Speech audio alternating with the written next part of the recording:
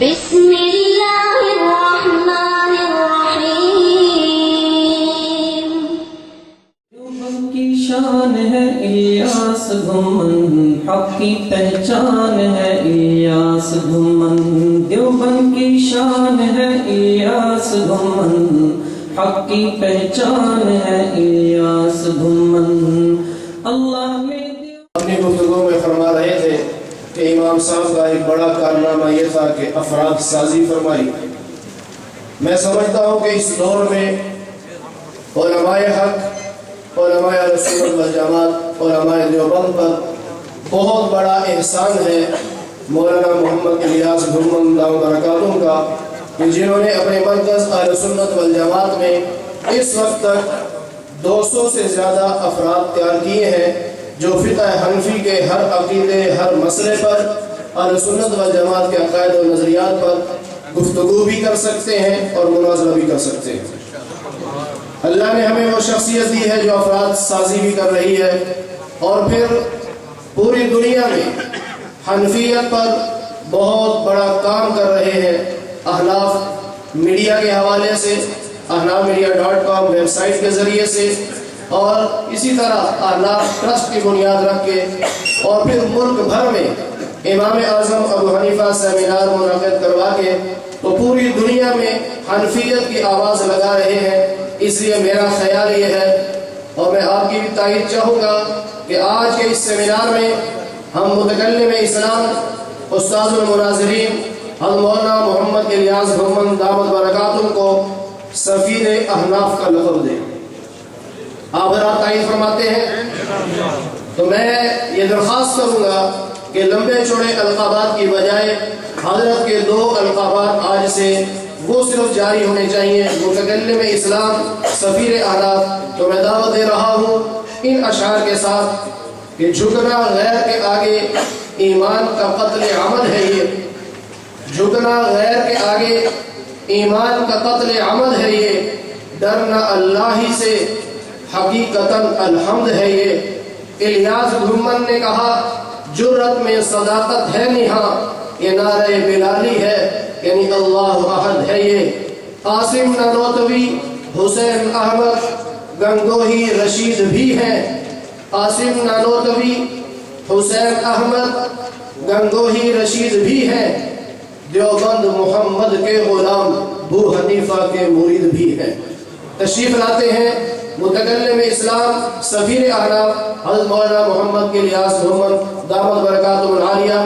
ابھی آپ حضرات کے سامنے حضرت خطاب فرمائیں گے، اور آپ حضرات کو ایک فارم دیا گیا ہے جس میں آپ کی تجاویز اور تاثرات مانگے گئے ہیں، آپ اس کو نوٹ فرما لیں، اور واپسی پر جب باہر تشریف لے جائیں تو اس وقت یہ جہاں سے آپ نے انٹری صرف جمع کروائی تھی وہیں پر یہ فارم جمع کروا دیں۔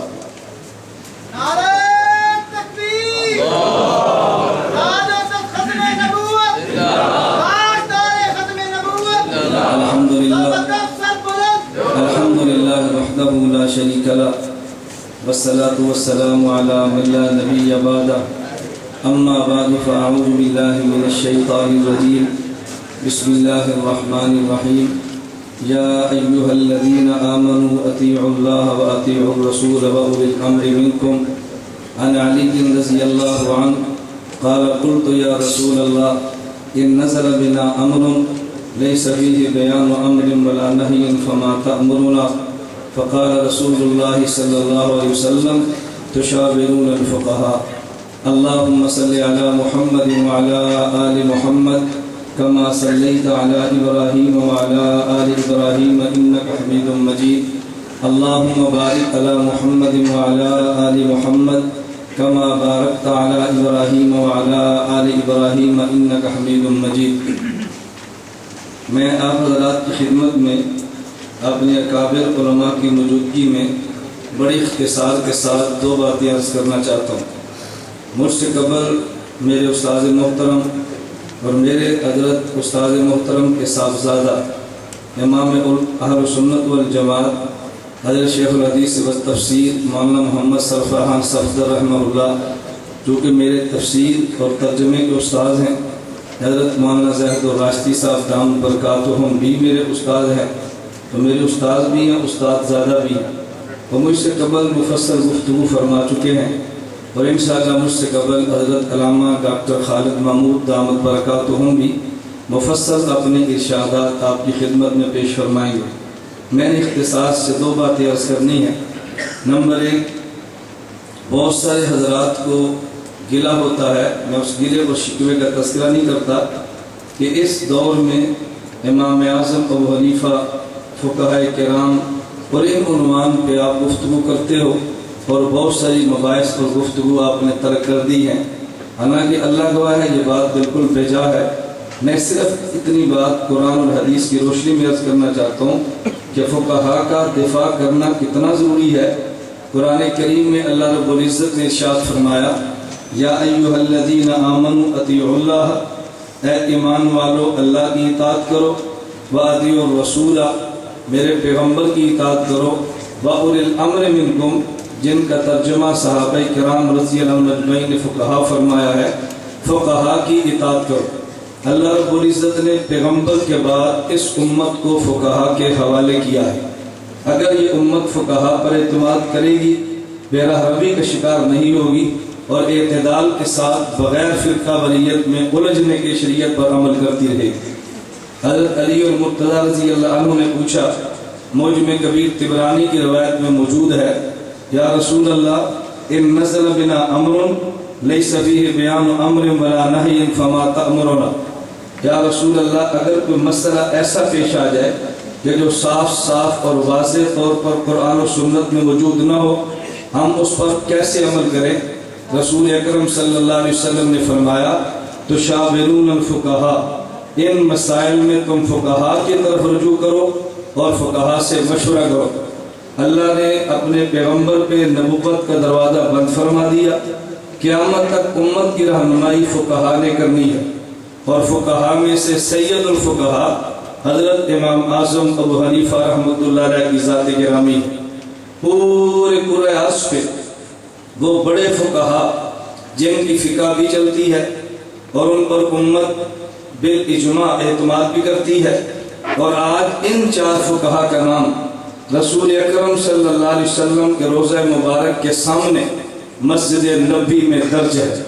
میں آپ حضرات اس بات کی دعوت دیتا ہوں، آپ مسجد نبی جب تشریف لے جائیں تو مسجد نبی کی جو قدیم عمارت ترکی دور کی ہے، اس کے قبلے کی مخالف سمت میں جو چھتریاں بنی ہیں، جو روضہ نبی کریم صلی اللہ علیہ وسلم کی جانب چھتری ہے 1 نمبر، پھر دوسری اس کے پیچھے جو برآمدہ ہے، آپ اس کے پہلے ستون پر دیکھیں گے نام لکھا ہوگا نعمان بن ثابت، دوسرا مالک بن انس، تیسرا امام احمد بن حنبل، وہاں ترتیب پہ چوتھا نام محمد بن ادریس شافعی کا۔ یہ 4 فقہاء جن کا نام آج بھی درج مسجد نبی کے اندر موجود ہے، ان میں بڑے امام حضرت امام مالک امام ابو حنیفہ کے بارے میں ارشاد فرماتے ہیں، رأیت رجلا لو کلمک فی هذه الساریہ ان یجعلها ذهبا لقام بحجتہ، میں نے ایک ایسے شخص کو دیکھا ہے اگر اس لکڑ کے ستون کو دلیل کی بنیاد پہ سونے کا ثابت کرنا چاہے تو کر سکتا ہے، اور یہ شخص امام اعظم ابو حنیفہ۔ حضرت امام شافعی رحمہ اللہ فرماتے ہیں، من اراد ان یعرف الفقہ فلیلزم ابا حنیفہ واصحابہ فإن الناس عیال علیہ فی الفقہ، جو بندہ فقہ اور شریعت کو سمجھنا چاہے وہ امام اعظم ابو حنیفہ اور ان کے شاگردوں سے رجوع کرے، کیونکہ پوری امت کے فقہاء فقہی مسائل میں ابو حنیفہ کے ایسے ہیں جیسے باپ کی اولاد ہوا کرتی ہے۔ حضرت امام احمد بن حنبل رحمہ اللہ فرماتے ہیں، سبحان اللہ ہوا من العلم والزہد والورع بمحل لا یدرکہ احد، امام اعظم ابو حنیفہ اس مقام پر فائز ہیں علم اور ورع میں کہ جس تک اس امت میں کوئی شخص نہیں پہنچا۔ تو جن کو بڑے فقہاء نے امام تسلیم کیا، ہمیں کون سی الجھن ہے اس شخص کو اپنا امام ماننے میں؟ فقہاء پر اعتماد بحال رکھنا، اور پھر سید الفقہاء امام اعظم ابو حنیفہ کا مسلسل دفاع کرنا اور ان کا تعارف کرانا اس وقت امت کی شدید ترین ضرورت ہے۔ اس لیے ہم نے باہمی مشاورت کے ساتھ سن 2012 کو حضرت امام اعظم ابو حنیفہ رحمۃ اللہ علیہ کے نام پہ منانے کا یا پروگرام کے انعقادات کرنے کا اعلان کیا ہے۔ انشاءاللہ العزیز 29 جنوری کو امام اعظم ابو حنیفہ سیمینار گجرانوالہ میں ہوگا. 26 فروری کو انشاءاللہ امام اعظم ابو حنیفہ سیمینار سرگودا میں ہوگا. یہ ہمارے تسلسل کے ساتھ سیمینار چلیں گے. آپ حضرات کے علم میں ہوگا ہم 2 سیمینار کر چکے ہیں اور تیسرا سیمینار ہمارا پھر انشاءاللہ اسلام آباد 10 جنوری کو ہوگا. 10 جون کو ہوگا. ہم اس سے قبل بھی 2010 میں 2011 میں اسلام آباد میں سیمینار منعقد کیے ہیں اور یہ تیسرا سیمینار ہے. میرے اللہ کو منظور ہوا اور ہمارے اکابر کی شفقتیں ہمارے سر پر رہی تو 5واں سیمینار امام اعظم ابو حنیفہ نعمان بن ثابت انشاءاللہ اسلام آباد میں کنونشن سینٹر میں ہوگا انشاءاللہ ثم انشاءاللہ. اور آپ حضرات محسوس فرمائیں گے ہمارے اس سیمینار میں پاکستان نہیں بین الاقوامی سطح کے ہمارے قابل تشریف لائیں گے جن کے ساتھ ہمارے رابطے بھی ہیں. ہمارے تسلسل کے ساتھ ان کے ساتھ باضابطہ تعلق ہے. ہم نے ان کو دعوت بھی دی ہے. ہم سٹیپ پہ سٹیپ اپنے سیمینار کو آگے لے جا رہے ہیں اور انشاءاللہ ضرور لے کر جائیں گے.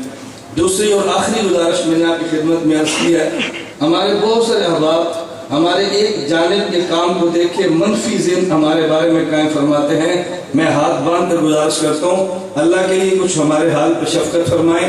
10 ہیں اور امت کے اندر فرقہ واریت کا بیج بولنے والے حضرات پہ توجہ رکھیں اور ہماری محنت کو سنجیدگی سے آپ نوٹ فرمائیں.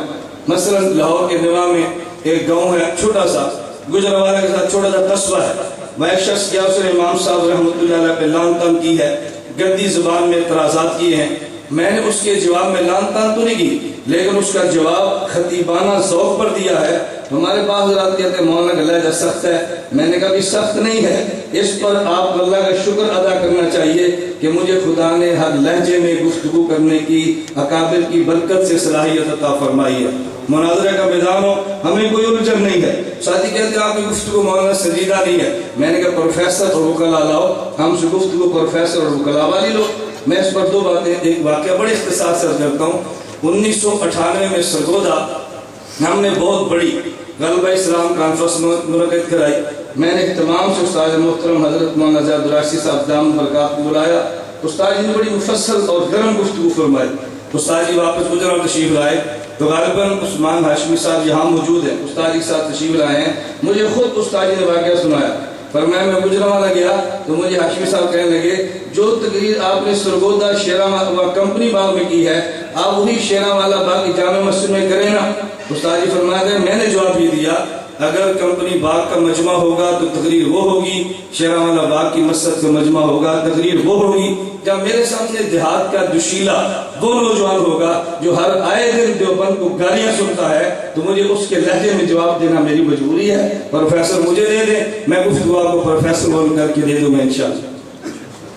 جو طبقہ میں جاتا ہوں آپ دینے کے لیے تیار نہیں ہوتے اور الجھنے. میں ایک مرتبہ جامعہ حسنین فیصلہ آباد گیا. ایک واقعہ اور عرض کرتا ہوں. حضرت مولانا طارق جمیل صاحب دامت برکات ہوں مجھے فرمانے لگے کہ مولانا میں نے آپ کا بیان سنا ہے ماشاءاللہ بڑا علمی تحقیقی بیان تھا لیکن آپ کا لہجہ بڑا سخت تھا. میں نے مولانا سے گزارش کی جو آپ نے بیان سنا وہ کس شہر کا تھا؟ فرمایا وہ جنگ کا تھا. تو میں نے مذاق میں کہا جی وہ رائے گنج کا تو نہیں تھا؟ مولانا فرماتے ہیں نہیں. میں نے کہا استاد جی جنگ کا لہجہ اور ہے اور رائے گنج کا لہجہ اور ہے. مجھے آپ گفتگو کے لیے رائے گنج میں مجھے بلائیں طلبہ میں بلائیں تو آپ دیکھنا طالب علمانہ گفتگو جو ہم نے ساتھ سیکھی ہے میں گفتگو کرتا ہوں یا نہیں. اب جنگ میں تو رائے گنج کے لہجے میں کسی کو جواب دینے سے رہا وہاں اس لہجے میں جواب دوں گا کون قبول کرے گی؟ مولانا ہمیں آپ کی کوئی ضرورت نہیں. میں گزارش کر رہا تھا میں زیادہ اس پہ جلال نہیں دے رہا. میں نے عرض کیا کہ بحمداللہ تعالیٰ میں نے مسلسل اپنے مشائخ سے رابطہ رکھا ہے. ایک معاملے پہ رہنمائی بھی لیتا ہوں مشاورت بھی کرتا ہوں مرکز رائے گنج بھی جاتا ہوں دیگر خانقاہوں سے ہمارا رابطہ ہے. آج کا سیمینار حضرت خواجہ خان محمد رحمہ اللہ کی یاد میں تھا. حضرت کے 2 جید خلفاء حضرت کے صاحبزادہ رشید احمد صاحب موجود ہیں. گجرانوالہ کا سیمینار انشاءاللہ امام اہل سنت والجماعت شیخ الحدیث والتفسیر حضرت مولانا محمد سرفراز صفدر رحمۃ اللہ علیہ کی یاد میں ہوگا انشاءاللہ. میں خیر اپنی بات ختم کر رہا ہوں. میں نے گزارش کی ہے 2 باتیں عرض کی ہیں. میں آپ سے پوچھتا ہوں بتاؤ فقہاء پر اعتماد دلانے کی اس وقت ضرورت ہے یا نہیں؟ آپ فرمائیں نہیں دفاع کی ضرورت ہے یا نہیں؟ تو دفاع جس زبان میں ہوگا جس زبان میں اقدام ہوگا اس زبان میں دفاع ہوتا ہے. دوسری بات میں نے گزارش کی ہے ہم نے ہر مرحلہ بعد ہر طبقے کے لیے الگ الگ پروگرام منعقد کرنے شروع کیے ہیں انشاءاللہ العزیز۔ اس دفعہ ہمارے احباب کی خواہش یہ تھی کہ وان اقبال میں ہو، الحمرہ حال میں ہو، میں رکاوٹ بنا، میں نے کہا اس دفعہ نہیں، آئندہ انشاءاللہ الحمرہ وان اقبال میں ہوگا۔ سٹیپ بائی سٹیپ چلیں، تدریجاً چلیں تو نفع ہوگا، اوپر جا کر نیچے نقصان ہوگا، اور پہلی سیڑھی سے اوپر جائیں گے تو انشاءاللہ آپ کو فائدہ ہوگا۔ ہم اپنے وسائل، اپنی جیب اور اپنے مالی حالات کے اعتبار سے آگے چل رہے ہیں، تو دعا فرمائیں اللہ ہمارے اسلام کو قبول فرمائے۔ اس کے لیے ہم نے بہت سارا لٹریچر شروع کر دیا ہے، انشاءاللہ وہ لٹریچر آپ کے سامنے آتا رہے گا۔ میں صرف ایک کتاب کا تذکرہ عرض کرنا ضروری سمجھتا ہوں، مسلسل کتابیں ہماری منظر عام پہ آ رہی ہیں۔ قافلہ حق ہمارا رسائی سمائی رسالہ ہے، وہ جو شکوہ جواب شکوہ کی طرز پر ہے، اور یقین کریں مجھے اتنی خوشی ہوئی، ہمارے سرگودا میں ایجنسیز کے لوگ ہمارے مدرسے میں آئے، کہا جی قافلہ حق چاہیے۔ میں نے کہا کیوں؟ کہتے ہم سیکٹری صاحب کو شکایت پہنچی ہے، فرقہ واریت پھیلا رہے ہو۔ میں نے کہا لے جائیں۔ میں جو پہ تھا میں نے اپنے استاد کو ٹیلی فون پر عرض کیا آپ ان کو ماہنامہ الحدیث حافظ بیان عزیز صاحب کا بھی دیں، پھر ساتھ قافلہ حق کے لیے ان کی تیاری کریں، اللہ ان کو جزائے خیر عطا فرمائے۔ میں ان کے لیے ان کی کمر کے پیچھے دعا کرتا ہوں، کتنے اچھے اچھے لوگ ان محکوم موجود ہیں۔ انہوں نے الحدیث رسالہ دیکھا، ہمارا قافلہ حق دیکھا، فائلیں بنائی، اور ہم سیکٹری صاحب سے خدمت میں عرض کیا مولانا الیاس محمد صاحب کو قصور نہیں ہے، اگر قافلہ حق کو بند کرنا ہے الحدیث شمارے کو بند کر دو، اگر وہ جاری رہے گا تو اس رسالے کو بھی جاری رہنا چاہیے۔ انہوں نے کہا ادھر سے اعتراضات اور ادھر سے مولانا جواب دے رہے ہیں، ہمارا رسالہ پھر جاری بند نہیں ہوا، وہ جاری رہا، لیکن ہم اس بات کی ضرورت محسوس کرتے تھے ایک ایسا رسالہ بھی جاری کریں کہ جو شکوہ جواب شکوہ کی طرز پہ نہ مثبت اپنے دلائل ہوں۔ اس کے لیے انشاءاللہ 1 جنوری سے ماہنامہ الفقیہ وہ آ جائے گا، آپ حضرات کی خدمت میں ہوگا۔ آپ ہمارے ملک بھر میں دفاتر موجود ہیں، رابطے موجود ہیں، وہاں سے لگوانا چاہے لگائیں۔ الفقیہ ماہنامہ انشاءاللہ جنوری سے اس کا آغاز ہوگا۔ خیر میں عرض کرتا بات کافی لمبی ہوگی۔ میں حرم میں تھا، حضرت مولانا مکی حجازی صاحب دامت برکات مجھے فرمایا کہ مولانا نماز کے عنوان پر کئی کتابیں آئی ہیں، اس میں فرائض، واجبات، مکروہات، احکامات کی بحث چلی ہے۔ ایک ایسی کتاب پیش ہونی چاہیے کہ جس میں جہاں سے نماز کا آغاز ہو جہاں سے ختم ہو، بس دلائل اس میں بیان کرتے تھے، احادیث، لیکن اس میں مسائل اور بحث میں نہ جائیں۔ بحمد اللہ تعالی نماز اہل سنت والجماعت کے عنوان پہ وہ نماز چھپ کر مارکیٹ میں آ چکی ہے۔ ہماری اول تاخر ایک ایک مسئلے پہ حدیث مبارک موجود ہے۔ اب یہ قلعہ ختم ہو جائے گا کہ جن کے پاس اس عنوان پہ دلائل نہیں، دلائل تھے سامنے نہیں آ رہے تھے۔ میں جب کراچی پہنچا اقرا میں، مولانا مزمل حسین کھاپڑیہ میرے استاد ہیں، مفتی خالد صاحب میرے استاد ہیں، تو جب کتاب دیکھی تو فوراً فرمان لگے کہ الیاس یہ نہیں ہو سکتا، اس طرح کی یہ کتاب تو حج کی عمرے پر بھی تیار کر دے۔ میں نے کہا جی میں نے تیار تھوڑی کرنی ہے، ہماری ٹیم نے تیار کرنی ہے، آپ نے فرما دیا، انشاءاللہ اس موضوع پر بھی کتاب آ جائے گی۔ دعا فرمائیں اللہ تعالیٰ ہماری اس محنت کو قبول فرمائے، اللہ ہمیں اپنے اکابر کے ساتھ وابستہ رہ کے کام کرنے کی توفیق عطا فرمائے۔ وآخر دعوانا الحمدللہ۔